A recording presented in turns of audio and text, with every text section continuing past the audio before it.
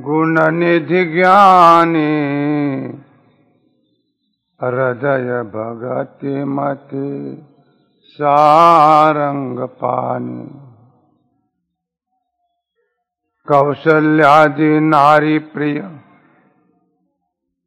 सब आचरण पुनीत। पति अनुकूल प्रेम दृढ़ हरिपद कमल विनीत।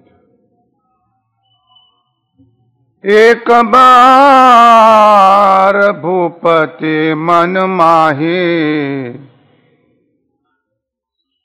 भय गलानी मोरे सुत नाही। गुरु ग्रह गयबू तुरत महिपाला चरण लागी करी विनय विशाला। थोड़ी गलानी तकलीफ छे, विषय थोड़ो गहनपन छे। अत्यंत धीरजपूर्वक અને એકાગ્રતાપૂર્વક શ્રવણ કરશો તોનો મર્મ સમજાશે. કથા સાંભળવી મહત્વની નથી, પણ કથા વસ્તુ મહત્વની છે. એમાં જે પ્રતિપાદન કર્યું છે એ મહત્વનું છે. એ વસ્તુ તત્વ સ્પષ્ટ જો ન થાય તો કથા સાંભળવાનો આપણને સંતોષ થાય, પણ કથા જીવનમાં પરિવર્તન ન કરી શકે. ભગવાન રામચંદ્રજીના જીવન ચરિત્રનો તુલસીદાસજી આ કડીથી પ્રારંભ કરે છે. આ સૂત્રથી ઉત્તરકાંડની અંતિમ કડી સુધી સમગ્રપણે ભગવાન રામચંદ્રજીના ચરિત્રનું વર્ણન થશે. એ વર્ણનના પ્રારંભમાં તુલસીજીને એમ કહેવું છે કે પરમાત્માના આજે બે સ્વરૂપ એને બરાબર સમજવામાં જો નહીં આવે તો ક્યાંક મૂંઝવણ થશે, બુદ્ધિ વિક્ષેપ કરશે, મન વિકલ્પો કરશે, હૃદય દ્વંદ કરશે અને પોતાની માન્યતાઓની સાથે જો વસ્તુ તત્વ મળતું આવતું ન હોય તો મન સ્વીકાર નહીં કરે. ભગવાન રામચંદ્રજીના જન્મના પહેલા બે ઘટનાઓ ઘટેલી અને એમના જન્મ પછી બે ત્રણ ઘટનાઓ ઘટી. એ ઘટનાઓ પ્રાસંગિક છે અને ચરિત્રકારો એને આશ્ચર્યમાં મૂલવીને વર્ણન કરે છે. પદ્ધતિ તો એવી છે કે જ્યાં સુધી બુદ્ધિ પહોંચતી હોય, સમજ પહોંચતી હોય, વિવેક પહોંચતો હોય, પૃથક્કરણ કરવાની ક્ષમતા પહોંચતી હોય ત્યાં સુધી પહોંચાડીને વસ્તુ તત્વને ખુલ્લું કરવું પડે, એ રહસ્યને પ્રગટ કરવું પડે. અને જ્યાં રહસ્ય સમજાય એવું ન હોય ત્યાં શ્રદ્ધાથી જ્ઞાની પુરુષે કહ્યું છે એમ સમજીને સ્વીકાર કરવો પડે. ભારતીય પરંપરામાં બુદ્ધિ અને હૃદય બે વચ્ચેનો વિસંવાદ ટાળ્યો છે. બુદ્ધિ અને હૃદય વચ્ચે સંવાદ સ્થાપિત થવો જોઈએ.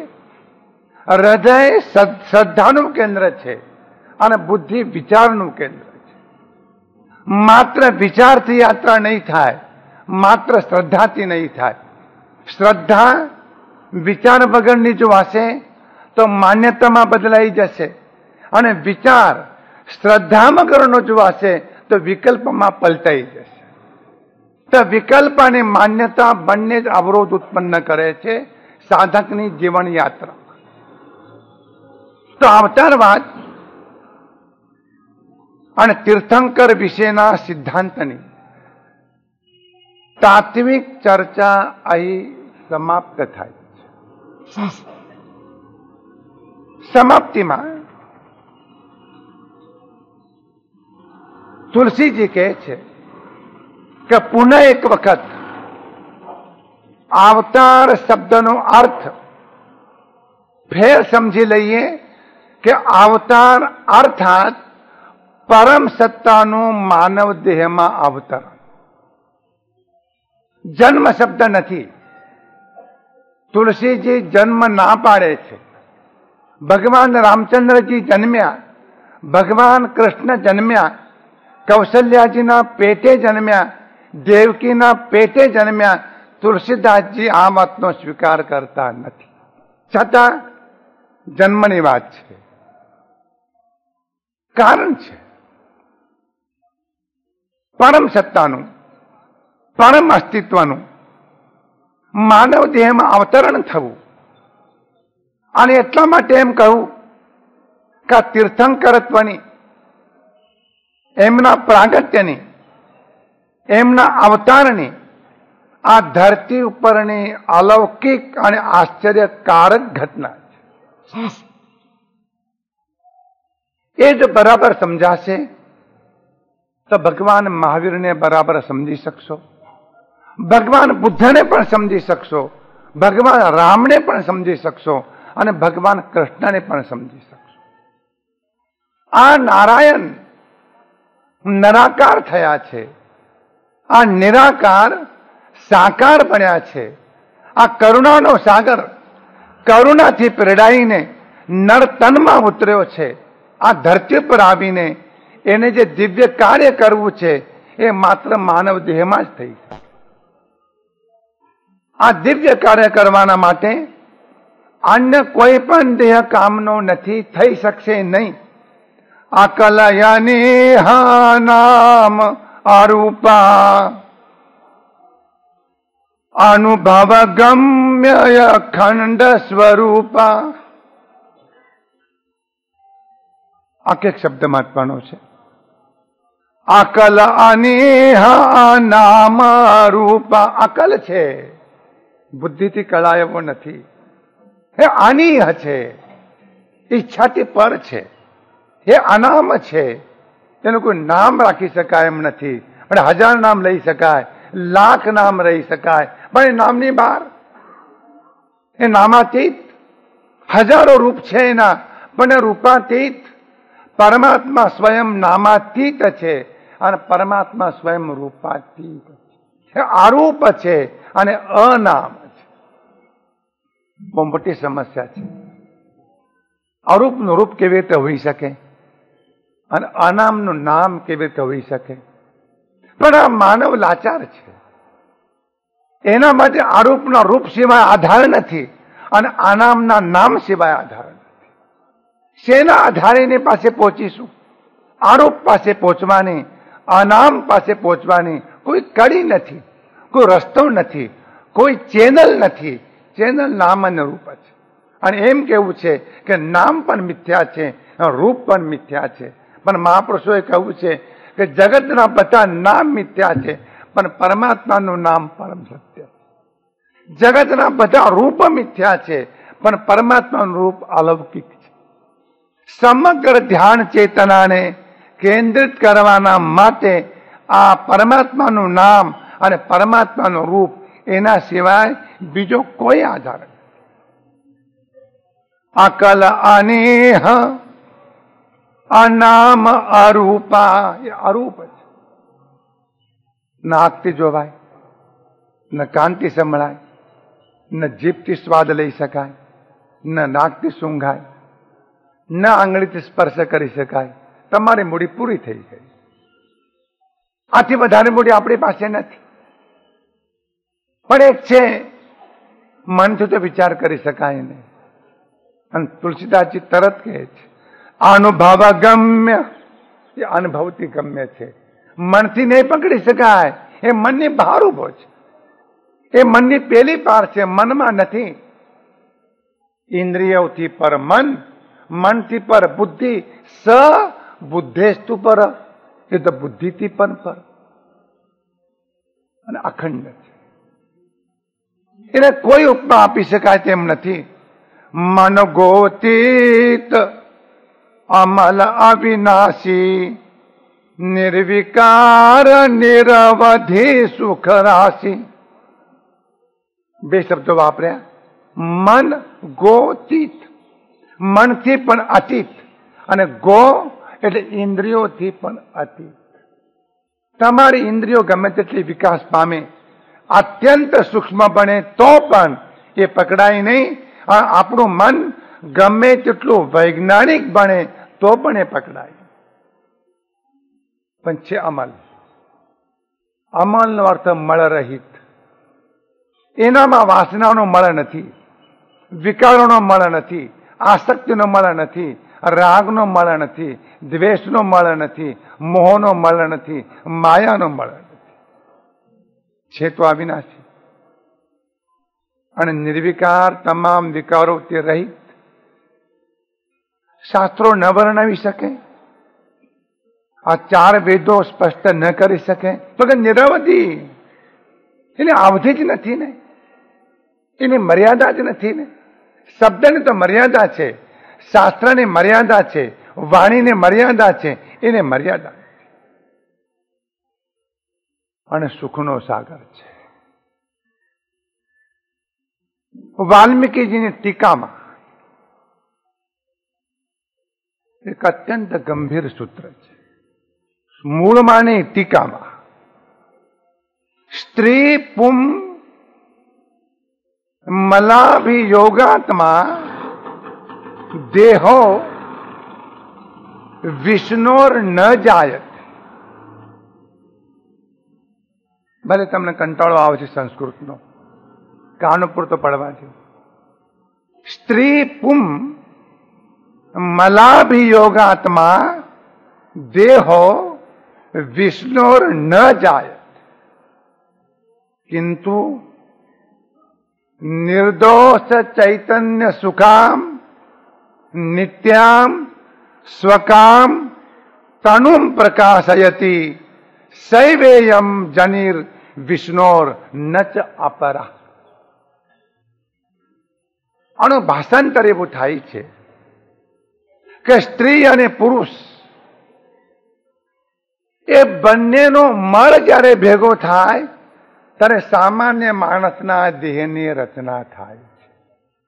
સમજાયું? સ્ત્રી અને પુરુષ, રજ અને વીર્ય, એ સ્ત્રી અને પુરુષનો મળ હાથમાં લો તો ઉલટી કરવાનું પણ મન નહીં થાય. કોઈ વૈજ્ઞાનિક આપણને કે તમે આમાંથી ભણ્યા, આટલા બધા રૂપાળા, આટલા બધા દેખાવાળા પણ આમાંથી ભણ્યા, આ રો મટીરિયલ જુઓ, આ કાચો માલ જુઓ, હાથમાં લેવો નહીં ગમે. મળ છે, મલિન તત્વ છે.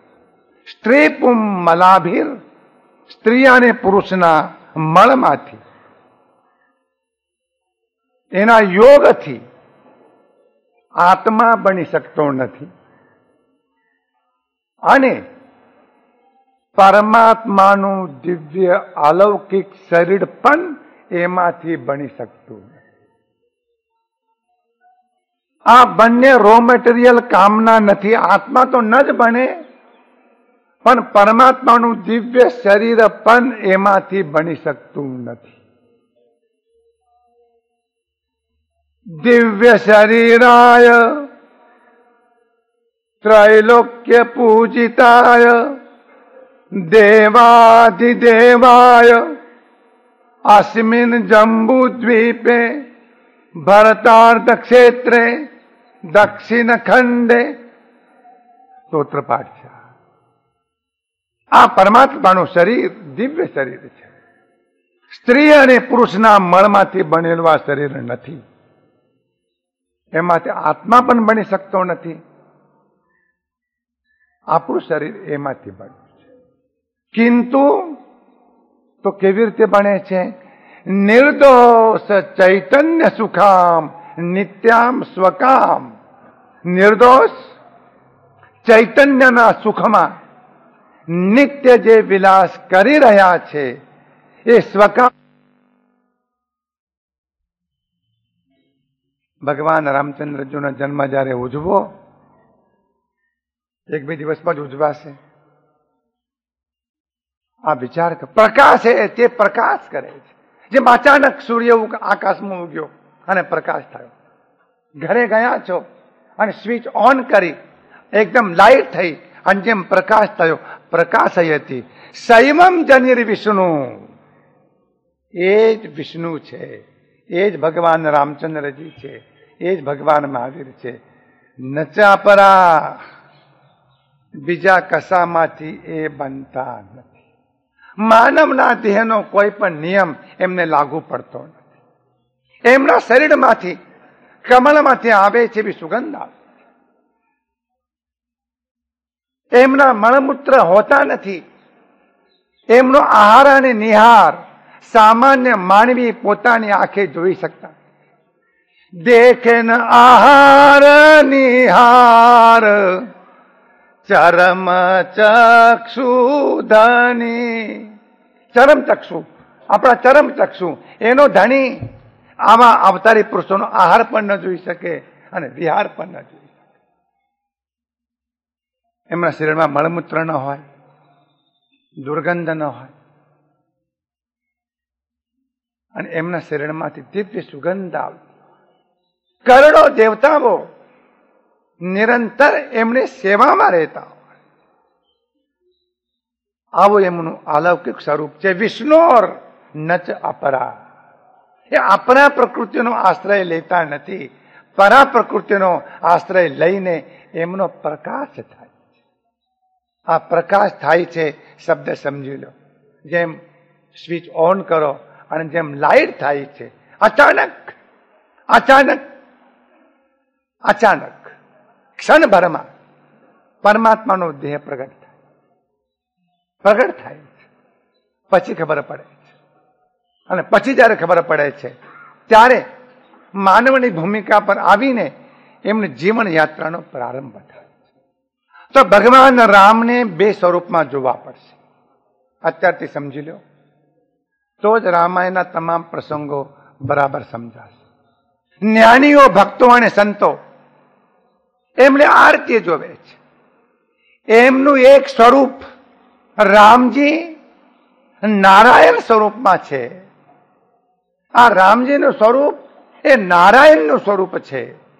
રામજી નારાયણનું સ્વરૂપ છે, જે ત્રિકાળ છે, જે નિરુપાધિક છે, જે સતત છે, જે સકલ છે, જે પૂર્ણ છે, જે અવર્ણનીય છે, જે અરૂપ છે, જે અનામ છે. પણ રામજીનું આ નારાયણનું સ્વરૂપ છે. એક વાત ખ્યાલમાં રાખજો, કોન્સ્ટન્ટ. આ બંને પાટા સાથે ચાલશે. રામજીનું નારાયણ સ્વરૂપ એક બાજુમાં ચાલશે અને રામજીનું માનવ સ્વરૂપ એક બાજુમાં ચાલશે. બંનેને તમારે સાથે જોવા પડશે. બંનેને જુદા નહીં પાડી શકો. તો એક રામજી નારાયણ સ્વરૂપમાં જે છે એમને જોવાના, અને બીજા રામજી માનવના રૂપમાં જે છે એ એમને જોવા. માનવના રૂપમાં રહેલા રામજી તમને રડતા દેખાશે. હે સીતે, હે સીતે, વિયોગમાં રડતા દેખાશે. રામજી રડતા દેખાશે. અને જયારે આ વર્ણન કથાકારો કરે છે, બહુ બહેલાવીને કરે છે, પણ કથાકારોને ઓછું ભાન હોય છે. આ તો એમનું માનવ સ્વરૂપ છે. એને બહુ વર્ણન કરવા જેવું નથી. વાલ્મીકી બહુ વર્ણન નથી કર્યું, તુલસીજી બહુ વર્ણન નથી કર્યું, પુરાણોએ વર્ણન કર્યું છે. બહુ મહાત્માનું નથી. રામજીના આંખમાં આંસુ ન હોય. જે જાણે છે સંયોગ અને વિયોગ એ સંસારની ઘટના છે. જે જાણે છે કે પ્રાપ્તિ અને અપ્રાપ્તિ જીવનની ઘટના છે, એમના આંખમાં આંસુ હોય, પણ એમનું માનવ સ્વરૂપ. તેમણે યુદ્ધ કરતા દેખાશે રાવણના સામે, ધનુષબાણ ખેંચતા દેખાશે. અને તે વખતે કોઈ પૂછે, આજ પરબ્રહ્મ પરમાત્મા કે આજ આ યુદ્ધનું બાણ ખેંચી રહ્યા છે તે? અને તે વખતે મનમાં ગડબડ થશે, હા કેવી કે ના કેવી, અને એકી સાથે હા આવી જાય તો પરમાત્માને સમજાય. એ હસતા પણ દેખાય. લક્ષ્મણજીના ઉપર શક્તિનો પ્રયોગ થયો છે. मारो लक्ष्मण, मारो लक्ष्मण से जीवाय ना वगड़। अरे लक्ष्मण तू क्या जाईश, मने मूकीने क्या जाईश? तमे पासे उभा जो हो तो तमने एम लागे सेम टू सेम આપણે એને બંને હરખા જ છીએ, કઈ ફરક નથી. ના, ફરક છે. આખી ક્વોલિટી જુદી છે, તમે એની તુલના ન કરી શકો. સામાન્ય માનવ કરે છે એવી ચેષ્ટા આ અલૌકિક પુરુષને કરતા જોઈને એ સામાન્ય માનવ છે એવો આરોપ જે કરે છે એ પરમાત્માનો અનાદર કરે. સમજાય છે? એ વખતે સ્વરૂપ જોઈને ભ્રમણા થાય. સતીજીને થઈ હતી. તમે એટલું તો સ્વીકારો કે શિવજીની પાસે રહેલા સતીજી એમનું આઈક્યુ લેવલ આપણા કરતા તો ઊંચું હશે કે નહીં હોય? આટલો સ્વીકાર કરશો કે નહીં કરો? પણ ભ્રમમાં પડી ગયા.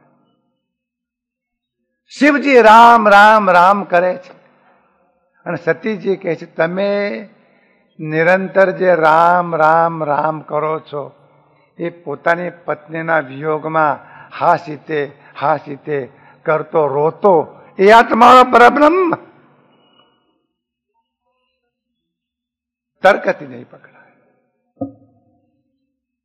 તો રામજી આવા, આ પરબ્રહ્મ પરમાત્મા આવા?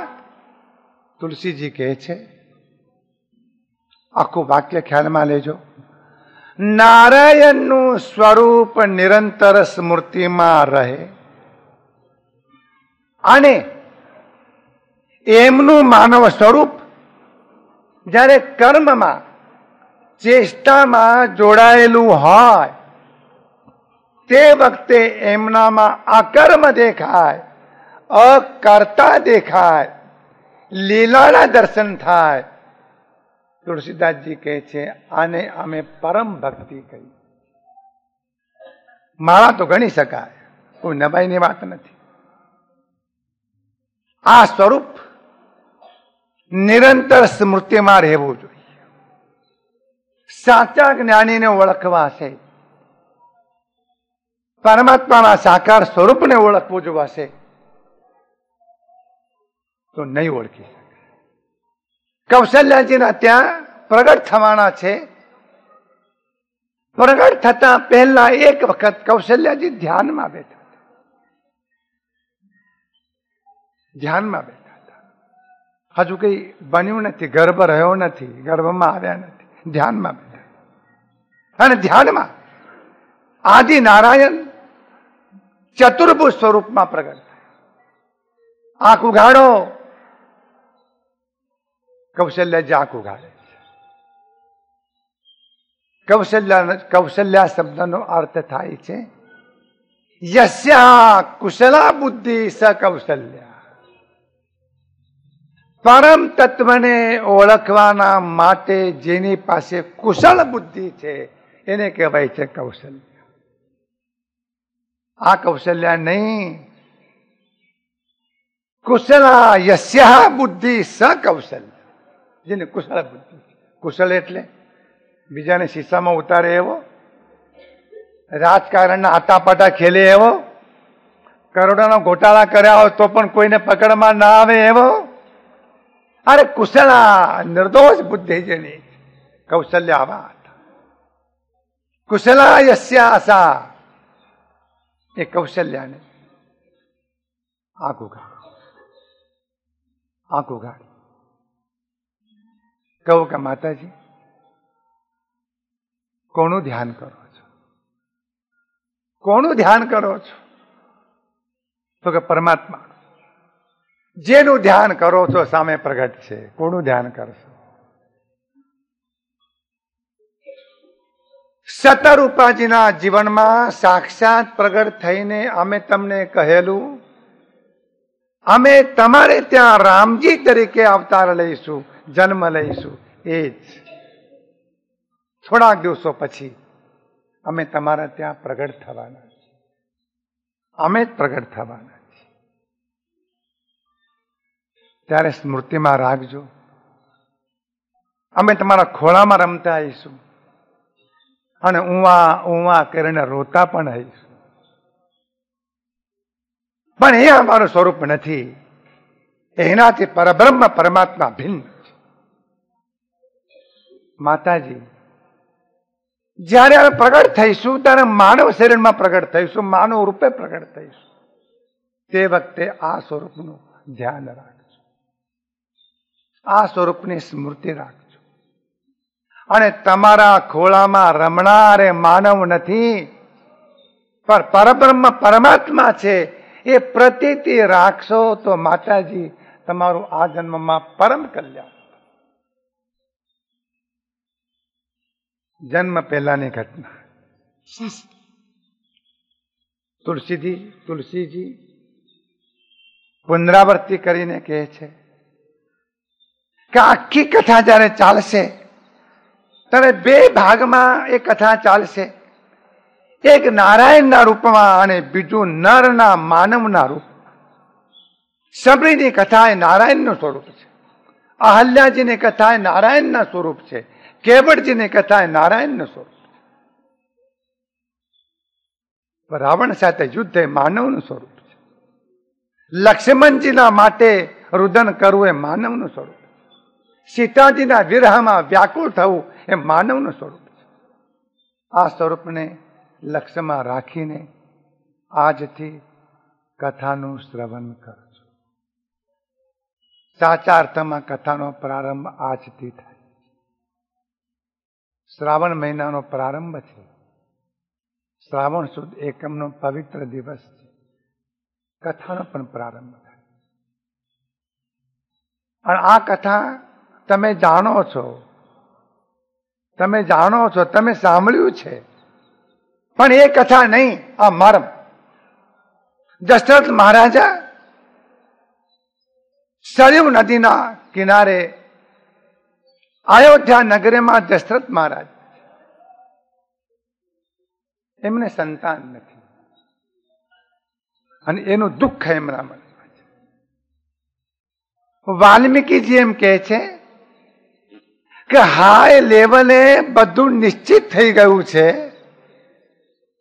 ઉપલા લેવલે બધી ગોઠવણ થઈ ચૂકી છે, નિર્ણય લેવાઈ ગયો છે, પણ દશરથ મહારાજા પોતે જાણતા નથી. દેવોને ખબર છે કે પરમાત્મા પ્રગટ થવાના છે. પરમાત્માને પોતાને ખબર છે કે અમે અવતરવાના છીએ. આ વ્યવસ્થા થઈ ચૂકી છે. માતા પિતાની પસંદગી થઈ ચૂકી છે. સ્થળની પસંદગી થઈ ચૂકી છે. જાણતા નથી. એના માટે એમના મનમાં દુઃખ છે. અમારી ઉંમર થઈ પણ પુત્ર નથી, એ પુત્ર નથી, એનું એમના મનમાં અત્યંત દુઃખ છે. શાસ્ત્રો એમ કહે છે કે જાણતા હોત, એમને ખબર હોત તો એમને દુઃખ ન થાત. પણ દુઃખ થઈ રહ્યું છે એનો અર્થ કે કુદરતના ગર્ભમાં જે અલૌકિક ઘટનાઓ ઘટવાની છે એ ઘટનાને પોતે જાણતા નથી, માટે એમને દુઃખ થાય છે. જે હાલત દશરથજીની છે એ હાલત આપણી પણ. કુદરતના ગર્ભમાં જે ઘટનાઓ ઘટવાની છે એ આપણે જાણતા ન હોવાના કારણે આપણા મનમાં વ્યગ્રતા થાય છે, ઉતાવળ થાય છે, આપણે અસ્વસ્થ બનીએ છીએ.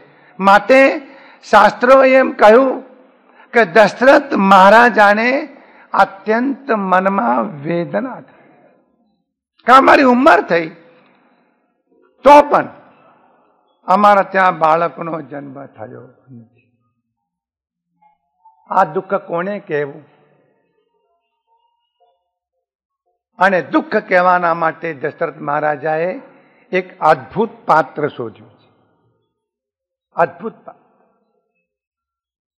જ્ઞાની પુરુષો એમ કહે છે, આપણને પણ સલાહ આપે છે કે તમારી પાસે દુઃખનો ટોટો નથી, ઢગલા બંધ દુઃખ છે. અને દુઃખને ક્યાંય પણ શોધવા જવું પડે એવું નથી. એક બાર ભૂપતિ મન માહી ભાઈ ગલાની મેરે સુત નાહી. ગ્લાની થઈ, અમને બાળક નથી, સંતાન નથી. એમણે શું કર્યું? ગુરુ ગ્રહ ગયવું તુરત મહી પાલા ચરણ લાગી કરી વિનય વિશાલા. આ પોતાનું દુઃખ જ્યોતિષીને પૂછવા ન ગયા, કોઈ ભુવા પાસે ન ગયા, કોઈ તાંત્રિક પાસે ન ગયા, કોઈ મંત્ર તંત્ર કરનાર પાસે ન ગયા, કોઈને કુંડલીમાં જોવા માટે કુંડલી લઈને ન ગયા. એક વિભૂતિ પાસે જાય અને વિભૂતિનું નામ છે મહર્ષિ વશિષ્ઠ. ભારતીય સંસ્કૃતિ એમ કહે છે કે ભારતીય સંસ્કૃતિમાં શ્રેષ્ઠતમ સત્તા એ ઋષિની સત્તા છે. પ્રમુખની સત્તા નહીં, વડાપ્રધાનની સત્તા નહીં, ગવર્નરની સત્તા નહીં, રાજાની સત્તા નહીં. શ્રેષ્ઠ સત્તા એ ઋષિની સત્તા છે. એની પાસે સિંહાસન નથી, એની પાસે રાજ્ય નથી, એની પાસે અધિકાર નથી, અને લોકસભામાં લોકપાલ ખરડો પસાર કરવાની પણ જરૂર નથી. વશિષ્ઠજી he is a spiritual and moral force. Spiritual and moral force. એ આધ્યાત્મિક પરિબળ છે અને નૈતિક પરિબળ છે. કોઈ રાજાઓની તાકાત નથી. કોઈ ઋષિ હાજર હોય અને રાજાઓ આવડે માર્ગે જાય, કોઈ રાજાઓની તાકાત નથી. એ સ્પિરિચ્યુઅલ ફોર્સ, નૈતિક ફોર્સ. આ મોટા મોટું પરિબળ છે. નૈતિક બળને મોટા મોટું બળ કહેવામાં આવ્યું છે. એ સત્તા પર નથી અને રાજ્યાશ્રિત પણ નથી. એક વખત જો રાજ્યનો આશ્રય લીધો તો ગયા. આશ્રય તો કોઈનો લેવા જેવો નથી.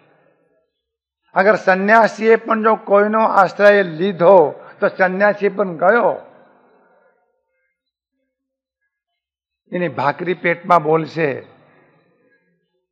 ભાખરી પેટમાં બોલશે, અને કઈ કહેવાનો પ્રસંગ જો આવશે તો અંદરથી ભાખરી કહેશે કે ના ના ના ના, આ ભાખરી પેટમાં પડી છે ને. અને ભિક્ષા આપ્યો તો આપો, આપો તો પણ ધર્મ લાભ, અને ના આપો તો પણ ધર્મ લાભ.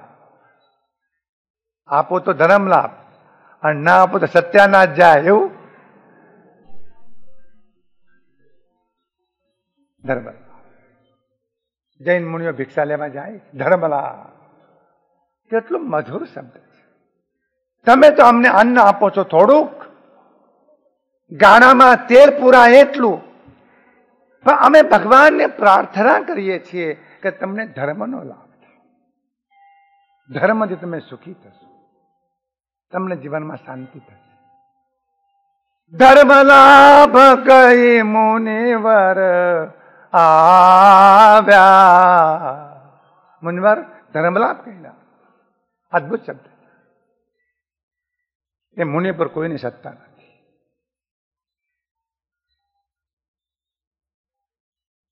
ચાણક્ય નગરની બહાર રહેતા હતા.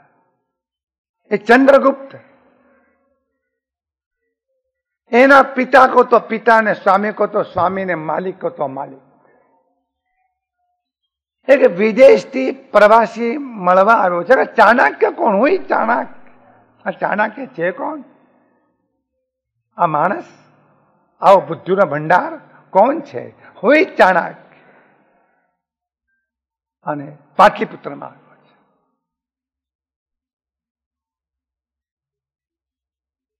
કહું મને ચાણક્યને મળવું છે. સાંજનો ટાઈમ હતો. ચંદ્રગુપ્તનો અનુચર ચાણક્યના પાસે લઈ જાય છે નગરની બહાર. ચાણક્ય ધ્યાનમાં બેઠા છે અને અનુચર એમ કહે છે કે હમણાં નહીં મળે, ધ્યાનમાં બેઠા. ઉભા થયા. લજ્જા ઢાંકવા પૂરતું કપડું પહેરેલું અને અનુચર કહે છે આ ચાણક્ય.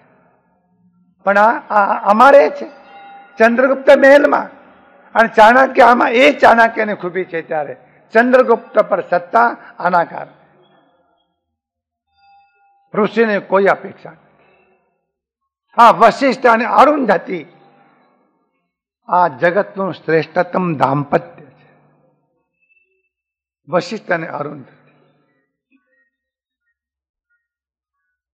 માધુરી દીક્ષિત કેવી છે નહીં જાણો તો ચાલશે, પણ અરુંધતી કેવી છે આ તો જાણો, તો જીવન જીવવાની કળા એમાંથી મળશે. દશરથનું કુટુંબ વશિષ્ઠજીની આજ્ઞાને આધીન.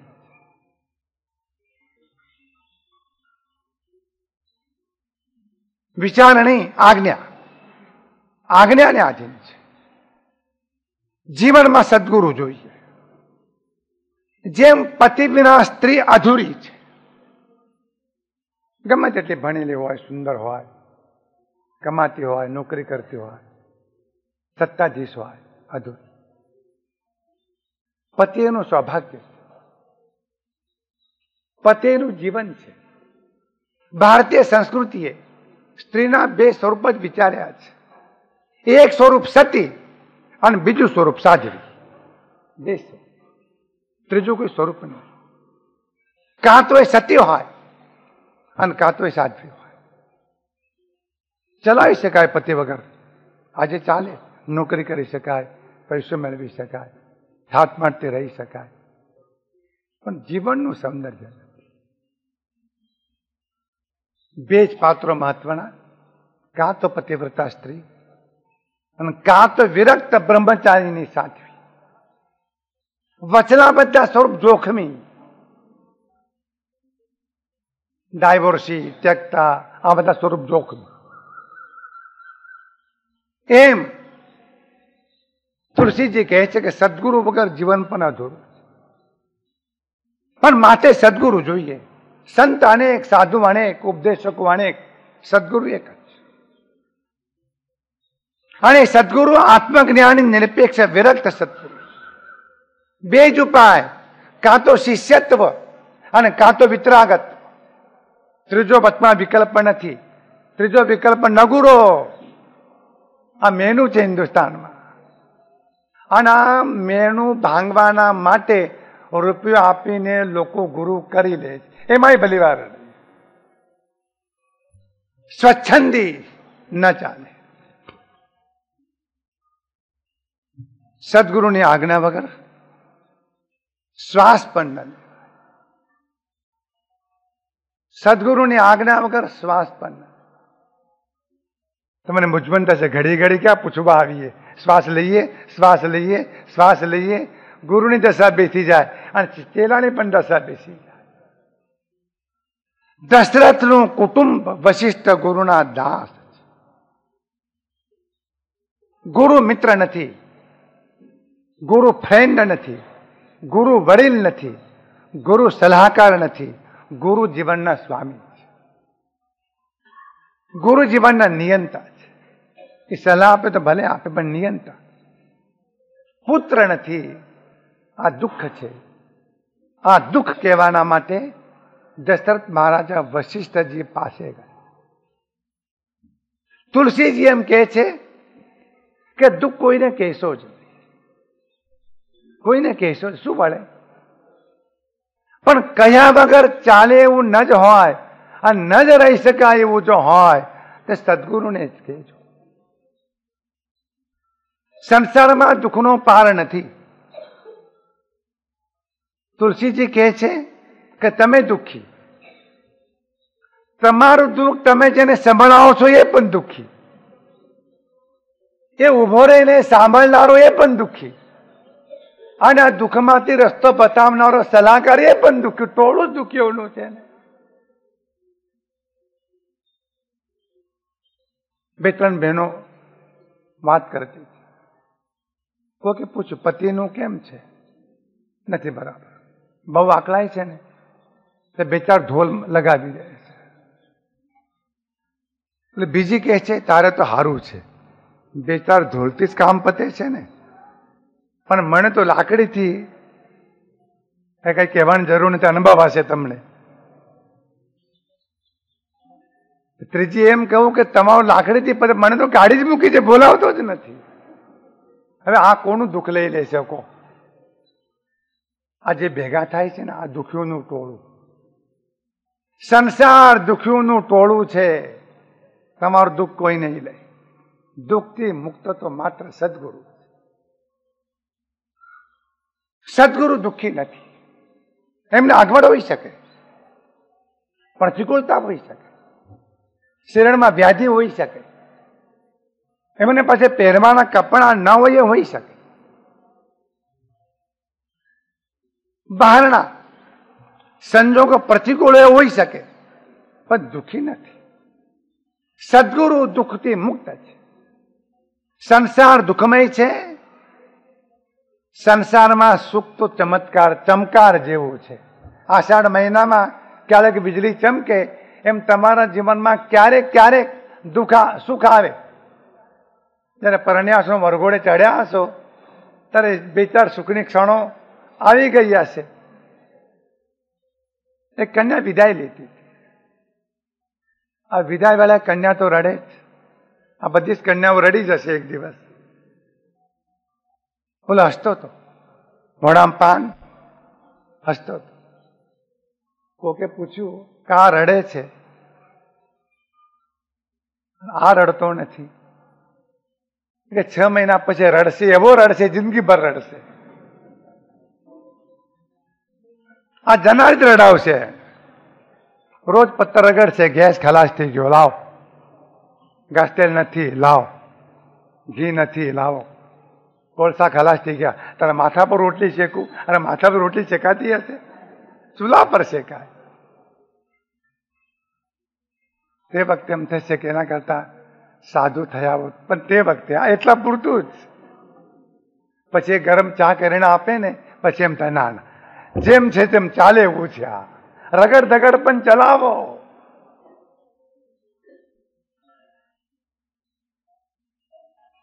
સંસારમાં દુઃખના ઢગલા છે.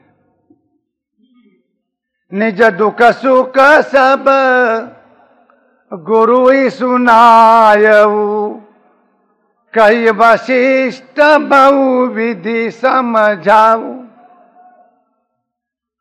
ધરહુ ધીર હો हि सुतचारी, त्रिभुवन विदित भगत भयहारी. ટીકાકારોએ જરા ટીકા કરી છે તુલસીદાસજીની, કે તમે આ ચોપાઈ લખી એમાં ક્યાંક તમારે ભૂલ થઈ હોય એવું લાગે છે. એ ભૂલ સુધારો તો સારું. તુલસીદાસજીને એમ કહું કે તમારે ભૂલ થઈ છે. અમે બધે જયારે વાંચીએ છીએ ત્યારે ક્રમ તો એવો છે સુખ અને દુઃખ. પહેલા સુખ બોલાય અને પછી દુઃખ બોલાય. ભગવદ્ ગીતામાં પણ સુખે દુઃખે સમે કૃતમાં, સુખ અને દુઃખ બંને દ્વંદ્વ છે. સુખ અને દુઃખથી પર થવાનું છે. તમે આમ કેમ કર્યું? સુખ પહેલા લખવાને બદલે તમે પહેલા દુઃખ લખ્યું. નિજ દુઃખ સુખ સબ ગુરુ હિ સુનાયવું. આ ચોપાયું જયારે વાંચો ને ત્યારે ફંટરે મેલની જેમ દોડો નહીં. આખે એક શબ્દ વિચારપૂર્વક ગોઠવાનો છે. સુખ શબ્દ પહેલા મૂકવો જોઈએ ને. તુલસીજી આ તમે શું કર્યું?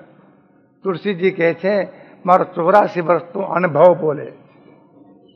સંસારમાં લોકોને કહેવા માટે પોતાની પાસે દુઃખના ઢગલા સિવાય બીજું કઈ પણ. સુખ તો ક્યારેક ક્યારેક કદીક કદીક ઓછું. દુઃખનો પાર નથી. શોક સ્થાન સહસ્ત્રાણી ચ હર્ષ સ્થાન શતાણી.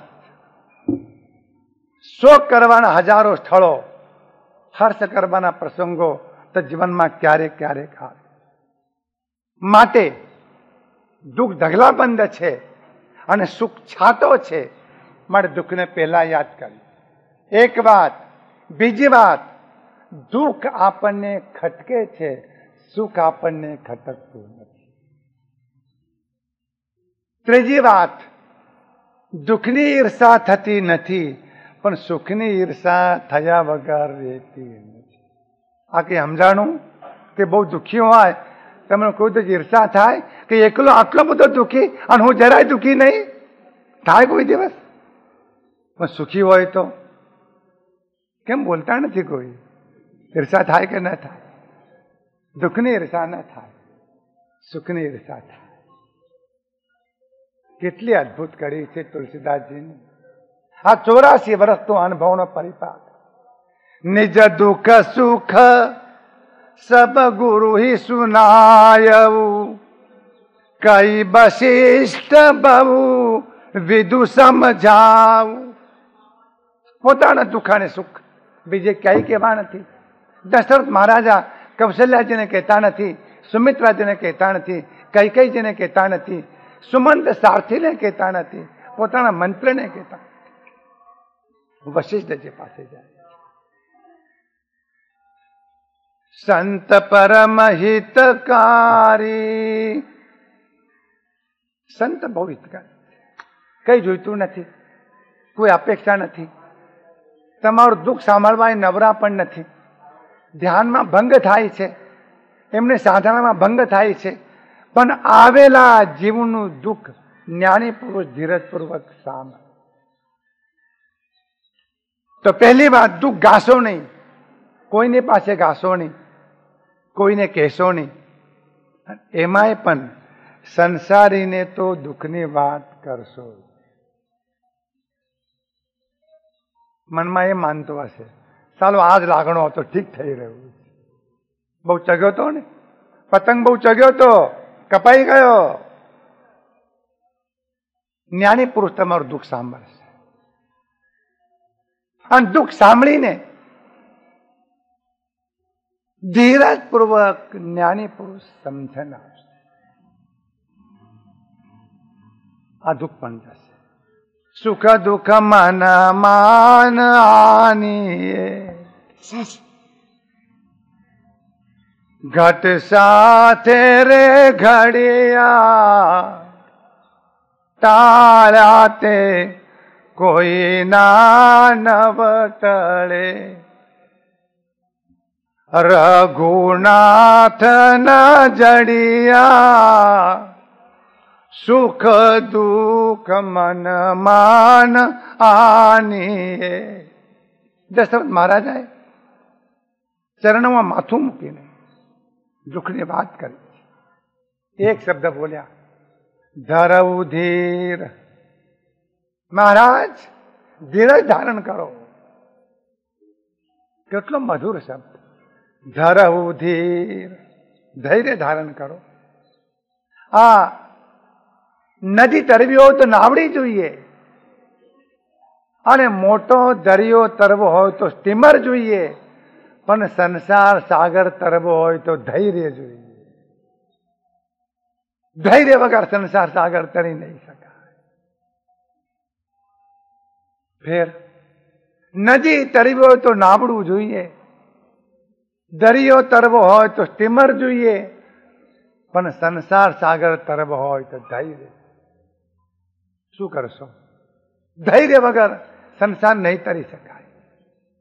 લાખો રૂપિયા મેળવ્યા હતા અને અચાનક પેઢીનું પાટિયું બદલાઈ ગયું. લાખો રૂપિયા ગયા, ભેસ થઈ રહી છે લેનદારોની. શું કરો તે વખતે? શું ઉપાય? કોને કહેવા જશો? ધૈર્ય. ભગવદ્ ગીતામાં કહ્યું છે કે ધૈર્ય જેવું બળ નથી, ધૈર્ય જેવું ધન નથી, ધૈર્ય જેવી સંપત્તિ નથી, ધૈર્ય જેવી શક્તિ નથી, અને ધૈર્ય જેવી તાકાત.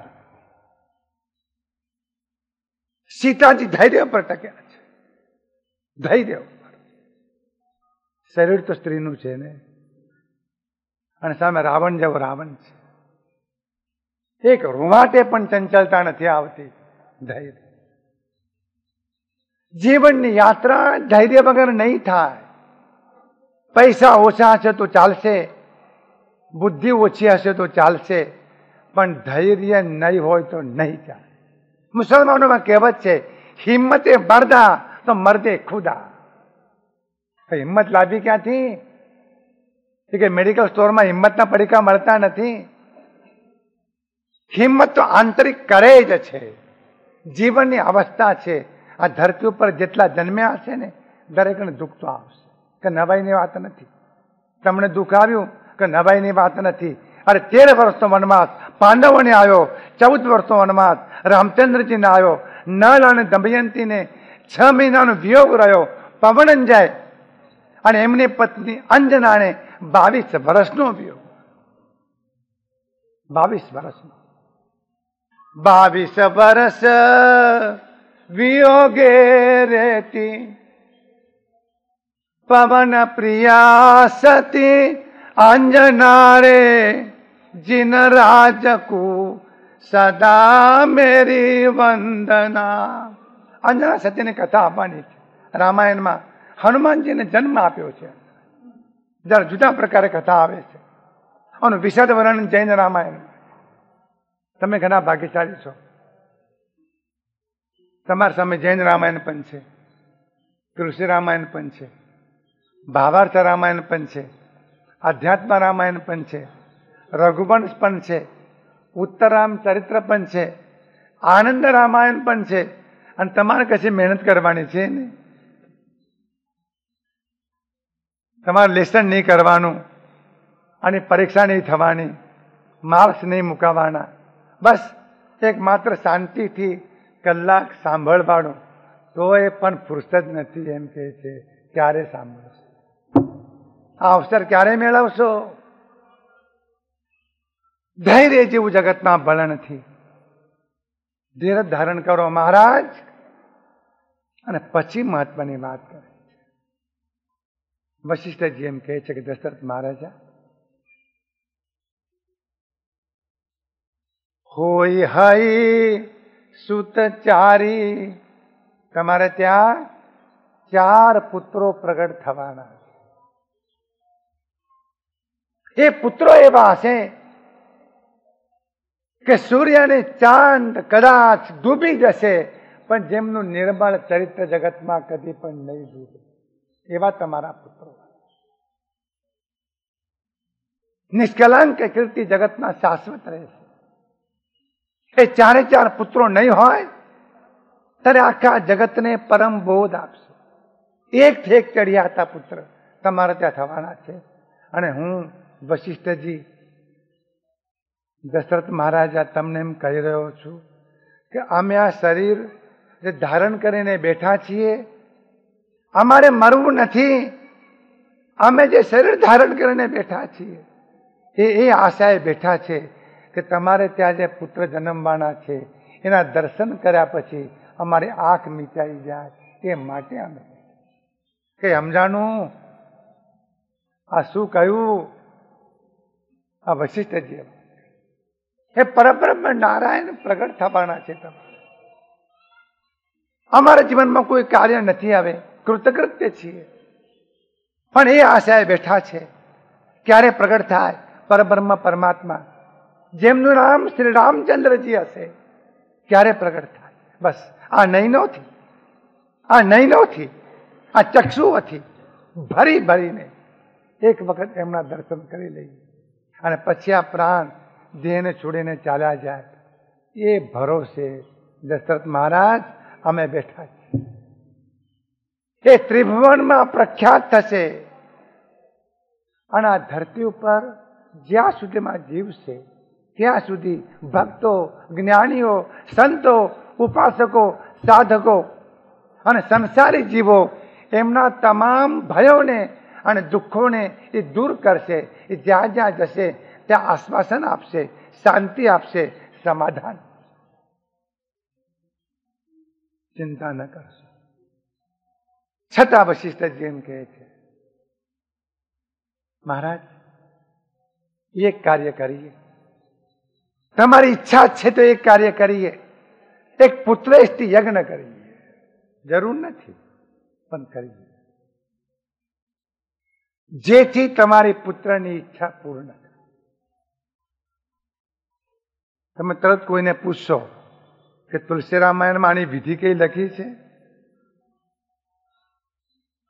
પૂછવાની જરૂર નથી. પુત્ર કામો યજે. તુલસીજી એમ લખે છે કે વશિષ્ઠજી એટલા ઉદાર છે, એમનું ચરિત્ર એટલું વિમળ છે. આગળ ચર્ચા આવશે. દશરથજીના રાજ્યમાં બે હરીફો છે, એક વિશ્વામિત્રજી અને એક વશિષ્ઠજી. પણ વશિષ્ઠજી પોતે હરીફ નથી, પણ વિશ્વામિત્ર વશિષ્ઠજીને પોતાના હરીફમાં. આ જો આ દુઃખ જુઓ. વશિષ્ઠજી હરીફ નથી, પણ વિશ્વામિત્રજી વશિષ્ઠને હરીફ માને છે. અને નજીક છે. આમ તમે જુઓ તો જનકપુરી, અને આમ જુઓ તો અયોધ્યા.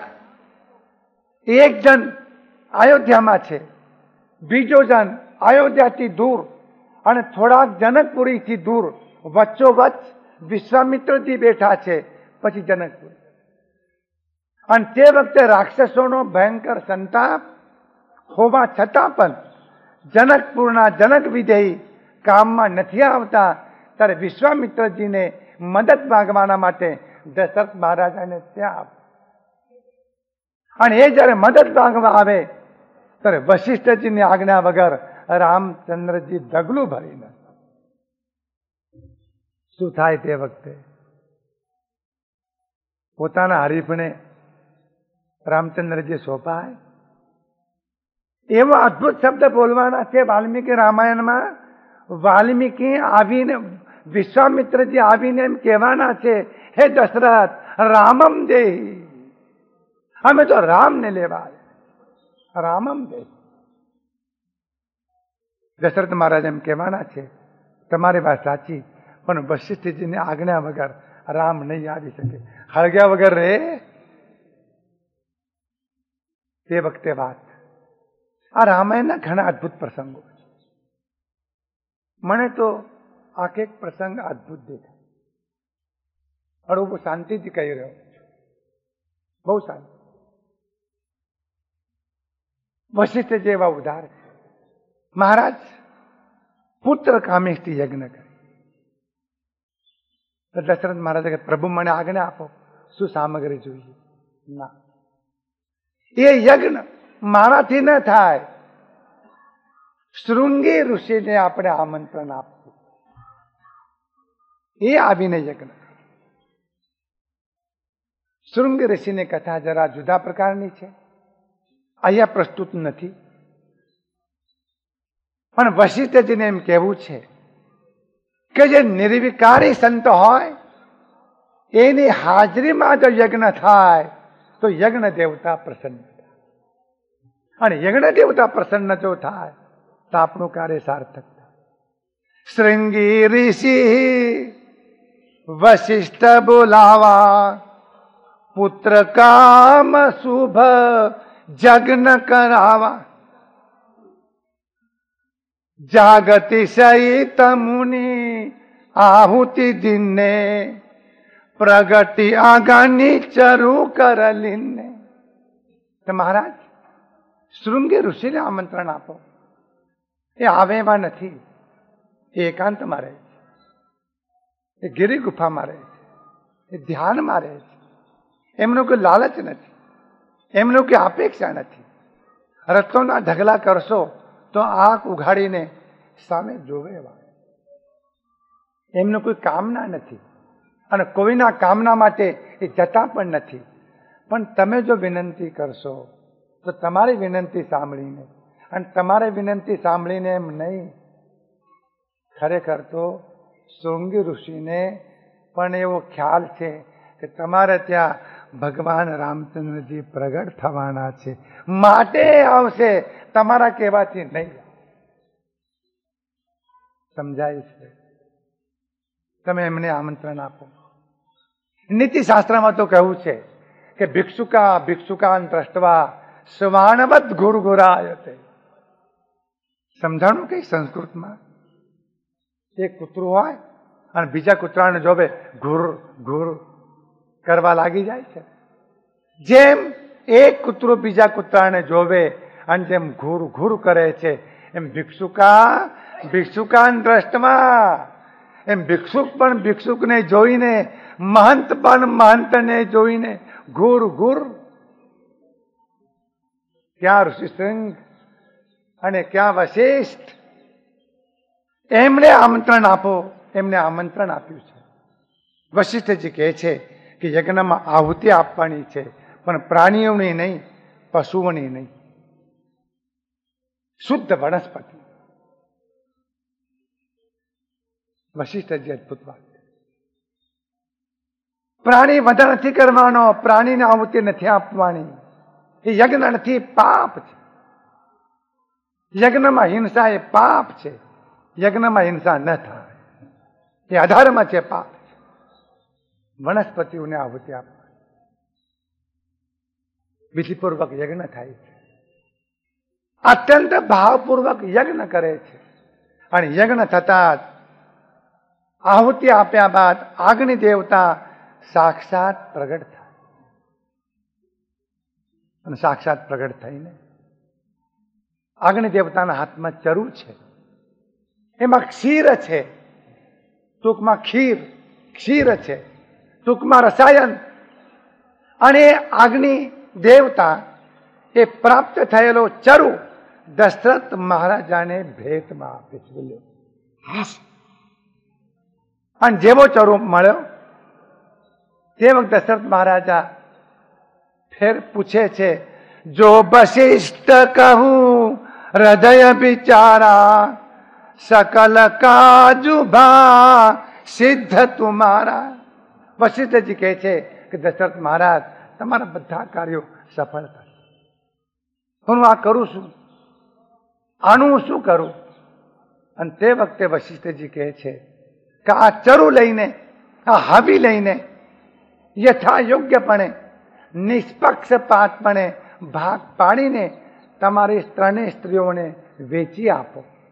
એનો એ આહાર કરશે અને પછી ગર્ભાધાન થશે. એવી પરમાત્મા બે ભાગ પાડે છે. એક સુમિત્રાજીને આપે છે અને કૈકેયીજીને આપે. જૈન પરંપરામાં એવી કથા છે કે દશરથ મહારાજાને 4 સ્ત્રીઓ હતી. ભગવાન રામચંદ્રજી કૌશલ્યાના પુત્ર, ભરતજી કૈકેયીના પુત્ર, લક્ષ્મણજી સુમિત્રાના પુત્ર અને સુનીતાના પુત્ર શત્રુઘ્ન. આવી એક કથા છે જૈન રામાયણ. અગ્નિ દેવતા વસ્તુ આપીને અદ્રશ્ય થયા. હર્ષનો પાર નથી. દશરથ મહારાજા ઘરે જઈને પોતાની રાણીઓને બોલાવે, ધન્યવાદ આપે છે કે વશિષ્ઠજીની પરમ કૃપાથી શૃંગી ઋષિ પધાર્યા. અગ્નિ દેવતા પ્રગટ થયા. પ્રસન્ન થઈને આ ક્ષીર નો કુંડ એમને ભેટમાં આપ્યો છે. અને વેચણી કરવાની છે. સ્ત્રીઓ ઊભી છે. અડધો ભાગ કૌશલ્યને આપ્યો છે, એક ભાગ કૈકેયીને આપવા માટે ગયા છે. પણ કૈકેયીએ એમ પૂછ્યું કે તમે આના પહેલા કોઈને આપ્યું? કૈકેયીને ઓળખી લો અત્યારથી જ. આના પહેલા કોઈને આપ્યું? દશરથ મહારાજા કહ્યું કે હા, કૌશલ્યા છે. તો કે તમને પરણી, હું બજારમાંથી લાવ્યા, મને મફતમાં મળી, એને પહેલા કેમ આપો? મને પહેલા આપો. એવું જે નિરંતર ચિંતન કરે છે એને કહેવાય છે કૈકેયી. અને બધાને આપીને પછી મને આપો એ ચિંતન કરે છે એને કહેવાય છે કૌશલ્યા. આ બધી કૌશલ્યાઓ બને એ વિનંતી કરીએ આપણે. પછી અમે લાસ્ટ છેલ્લે પ્રસાદની વેચણીમાં કૌશલ્યાને વેચણી થઈ. પણ અહંકાર ને ક્રોધ બંને કૈકેયીને છોડતા તે પેલા કૌશલ્યાજીને આપ્યું. નથી જોઈતો પ્રસાદ, ફેંકી દીધો. પ્રસાદ ફેંકી દીધો. આ અહંકાર અને ગુસ્સો બંને ભેગા થાય પછી બાકી શું રહે? દશરથ મહારાજે જોયું, આશ્ચર્ય તો કરે, આ પ્રસાદ જેવો પ્રસાદ યજ્ઞ દેવતાએ આપ્યો. અને કથા એવી મીઠી છે કે સંભળી તે વખતે નીકળી તે ઉપાડી ગઈ. અને એવી મીઠી કથા છે કે સંભળીએ પ્રસાદ લઈને આંજણાજી પાસે પહોંચી. એ આંજણાજીને આપ્યો અને આંજણાજીએ પ્રસાદનું પ્રાશન કર્યું અને એના પરિણામે જન્મ્યા એ હનુમાન. આવી એક કથા છે. આ ક્યાંની ઇફેક્ટ ક્યાં થઈ? આંજરાજીને ખબર જ નથી. આંજરાજી તો ધ્યાનમાં બેઠા હતા. ધ્યાનમાં બેઠા, આંખ ઉઘાડીને જોયું તો પ્રસાદ. એમને એમ થયું કે કોઈએ કૃપા કરીને પ્રસાદ આપ્યો છે, આરોગી ગયા હનુમાન. આ કથા, આ પૌરાણિક ભાગ. પ્રસાદ ફેંકી દીધા પછી કઈ કઈને પશ્ચાતાપ થયો, મેં આ શું કર્યું, ખોટું કર્યું. રડે છે. અને જ્યારે કઈ કઈજી રડે છે તે વખતે કૌશલ્યાજી ને સુમિત્રાજી એમની પાસે જાય છે, કે છે કઈ કઈજી રડશોમાં, અમારી પાસે જે પ્રસાદ છે ને એમાંય તમારો ભાગ. થોડો કૌશલ્યાજી આપ્યો અને થોડો સુમિત્રાજી આપ્યો. એમને કે બહુ તાનમાં હતા ને કોણ તમને આપે આવે? કઈ કઈ કહ નૃપ શોધયવું રહ્યો સો ઉભય ભાગ પુનિ ભયવું. કૌશલ્યા કઈ કઈ હાથ ધરી દિન સુમિત્રઈ મન પ્રસન્ન કરી. પ્રસન્નતાપૂર્વક સુમિત્રાજી આપે છે. સ્ત્રીઓ તો આવી ઉદાર જોઈએ. રામાયણ જો કરવી હોય, રામ રાજ્ય લાવવું હોય તો સ્ત્રીઓને આવા ઉદાર બનવા પડશે. જે ઘરમાં કૌશલ્યા જેવી ઉદાર સ્ત્રી નથી એ ઘરમાં રામ રાજ્ય નહીં આવે, એ ઘરમાં સુખ ને શાંતિ નહીં આવે. ઉદાર છે. પહેલા તમે કઈ કઈજીને પશ્ચાતાપ થયો છે. સુમિત્રાજીએ અને કૌશલ્યાજીએ પ્રસન્નતાપૂર્વક કઈ કઈજીને પ્રસાદ આપ્યો છે. અને તુલસીદાસજી કહે છે કે આ વિધિથી કૌશલ્યાજી, સુમિત્રાજી અને કઈ કઈજી ગર્ભાધાન. હવે એમને દોહદ થાય. આવતીકાલે દોહદની વાત ચાલે. અને દોહદમાં ક્વોલિટી નક્કી થાય છે. કોની ક્વોલિટી કેવી? કૌશલ્યાજીના દોહદ ઉપરથી કૌશલ્યા નક્કી થાય અને રામ પણ નક્કી થાય. સુમિત્રાના દોહદ ઉપરથી સુમિત્રા પણ નક્કી થાય અને લક્ષ્મણજી પણ નક્કી થાય. અને કૈકેયીજીના દોહદ ઉપરથી માત્ર કૈકેયી જ નક્કી થાય, ભરત નક્કી ન થાય. ભરત અકબંધ છે. કૈકેયીનો કોઈ સ્પર્શ ભરતજીને થયો નથી. એવા ભરતજી વિરક્ત છે. ગર્ભની અંદર પણ કૈકેયીનો કોઈ સંસ્કાર ભરતજીને સ્પર્શી શક્યો.